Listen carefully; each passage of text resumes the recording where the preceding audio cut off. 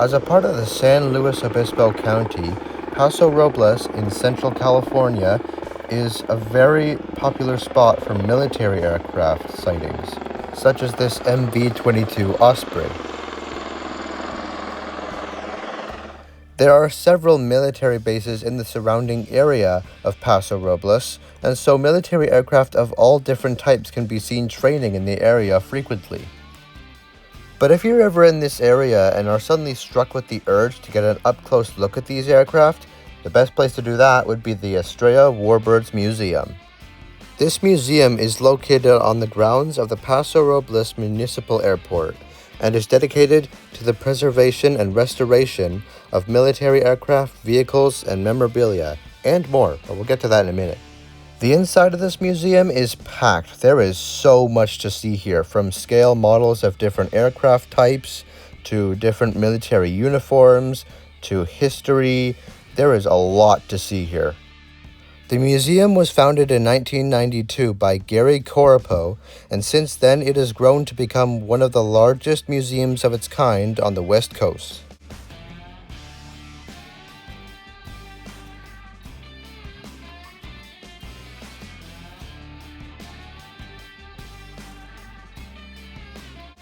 Let's move on now to the outdoors section of the museum, which is the main area where all of the museum's aircraft are displayed. Now, I don't believe what I'm about to show you is the entire collection per se, but I think it's most of it, so let's have a look.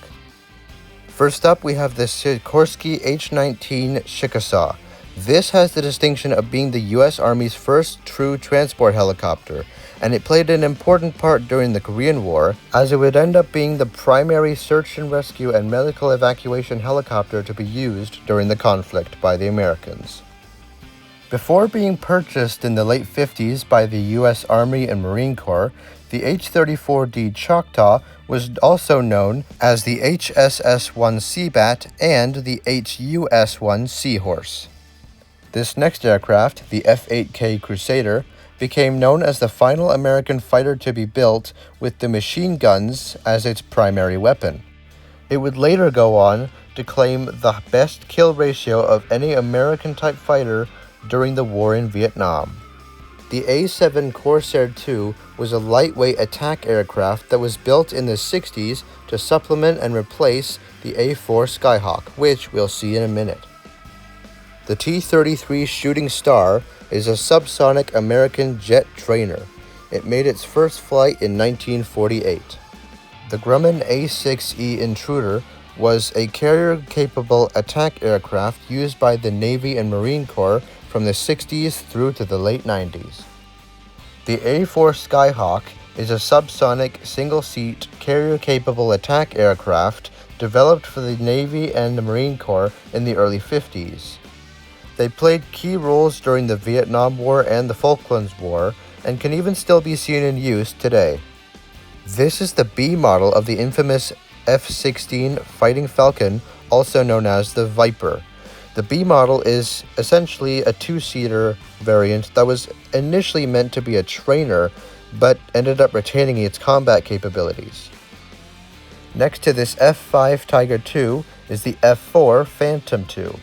It entered service with the USN in 1960, but the year before that, in 1959, it set a whole 15 world records for in-flight performance, including speed and altitude. Although this TF-104G Starfighter served with the US Air Force, it was even used to train German Luftwaffe pilots. This is the trainer version of the F-104 Starfighter, produced in the 60s. The Grumman F-9F Cougar was essentially an upgraded version of their earlier F-9F Panther. It was produced in 1952, all the way through to July of 1954. The F-14 Tomcat is perhaps one of the most famous fighter jets of all time. It was built primarily throughout the 70s and first served with the US Navy in 1974.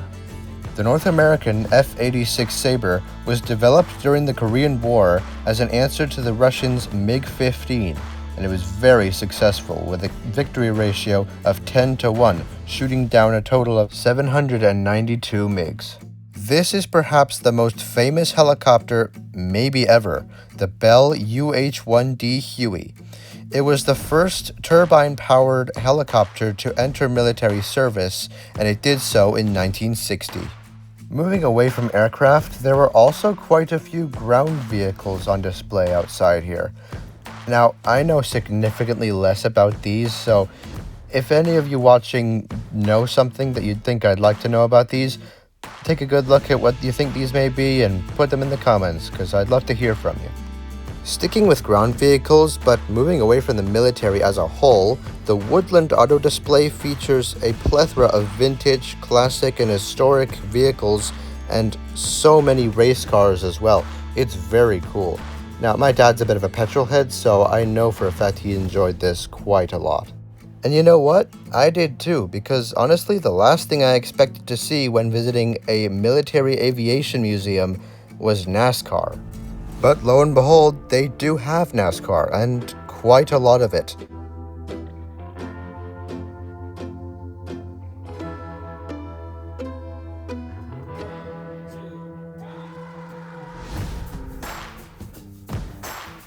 I also forgot to mention that this museum is separated into several different buildings, each one housing different stuff.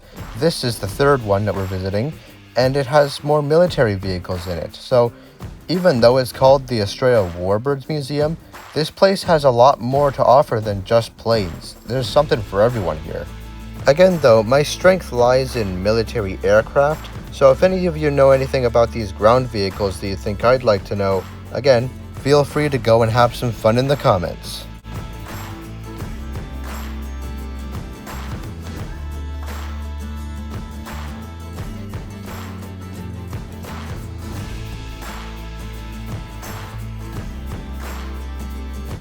That'll be it for this video, but do stay tuned as we do have a couple more military aviation museum videos in the works very soon.